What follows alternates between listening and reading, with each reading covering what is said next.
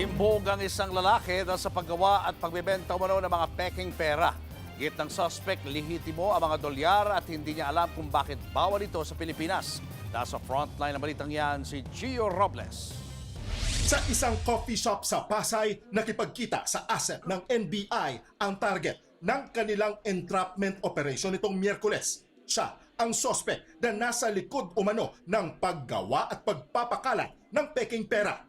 Pagkakuha ng marked money na aabot sa kalahating milyong piso, agad na lumapit sa suspect ang mga operatiba ng Criminal Investigation Division ng NBI. Kanina, ipinakita ng NBI ang mga peking pera na nakumpiska sa inarestong suspect. Karamihan dyan, US dollars, Malaysian ringgit at treasury bonds. Aabot ito sa $200 million o nasa 12 billion pesos. Katuwang din ng NBI sa operasyon ang US Homeland Security laban sa Pilipinong suspect na US citizen din. Inabot ng 3 buwan ang surveillance at test-buy operations na isinagawa ng mga otoridad laban sa suspect na gumagamit pa ng iba't ibang pangalan. It took us a few months kasi medyo maila po si Mr.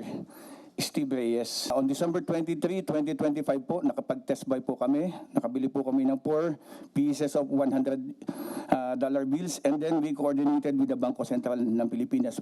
Mariing itinanggi ng suspect ang akusasyon. Ang sabi po nila fake yun, pero yan po ay 1934 United States series ng Wells Fargo Bank in the United States. Sa Amerika, yan po ay accepted. Dito sa atin ay hindi. I don't know why. Karamihan sa mga nabibiktima ng suspect ay mga dayuhan at Pilipinong naeenganyong magpapalit ng dollar bill sa halagang kalahati ng karaniwang exchange rate. Halimbawa, sa isang $100 bill, umaabot lamang sa 2,500 pesos ang alok ng suspect. Kaya mag-ingat ang public, especially dun sa $100 US. Medyo maganda yung quality. So makakalusot at makakalusot siya kung hindi tayo nag-iingat.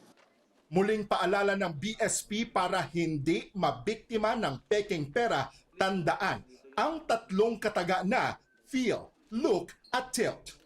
For the US dollars, they use the cotton linen material. So dun pa lang, touch pa lang, rough na siya eh. So hindi siya ordinaryong bond paper na smooth. Inaalam pa ng NBI ang source ng mga peking pera. Hindi tayo pwedeng maniwala na mag-isa lang siya at kung saan gagamitin. Imagine that amount of money. Nahaharap ang suspect sa mga kasong illegal possession and use of false treasury or banknotes and other instruments of credit sa ilalim ng Article 168 ng Revised Penal Code at Anti-Alias Law. Nagbabalita mula sa Frontline, Gio Robles, News 5. Mga kapatid, Julius Babaw po. Para sa komprehensibo at makabuluhang balitaan at talakayan, mag-follow at mag-subscribe na sa social media pages ng News 5.